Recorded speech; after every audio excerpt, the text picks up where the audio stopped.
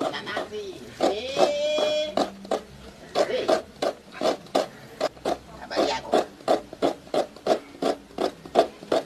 Hata ukinuna unakuna nazi, unakuna kanazi, una lolote. Dume zima kweli umekaa hapo kura. Mukunwana mukunaji muna raha ni nani. Kirene. Au walilimba hili. We mukunwana mukunaji muna karawa ni nani. Hapa shida moja. Ero.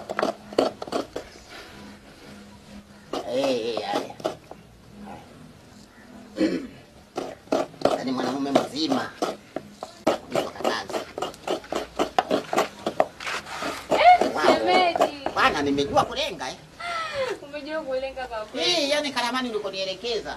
Nilitaka kupotea hapa, nitaka ninyooshe. Nikasikia kro ndio nimekuja. Haya pole, subiri nimuite. Haya hapa. Hapo.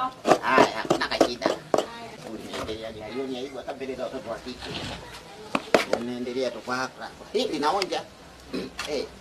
My dear. Karibu. Asante. Karibu sana. Asante sana. Sogea huko sasa. Hapa ndo baba. Huyu ndo mgeni wetu.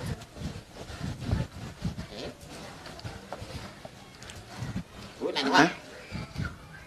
Huyu ndo mgeni ambaye tuko tunamsubiri kwa. Ni mimi hapa. Ili sambusa? Baba. Na kama una kipara wewe hapa nitakutoa nduki. Hebu toa kofia yake. Ngoja kwanza. Baba mkwe. Para kipi sasa? Maana wanaume tuna vichwa viwili vingine ukiamua kunyoa kingine unaacha.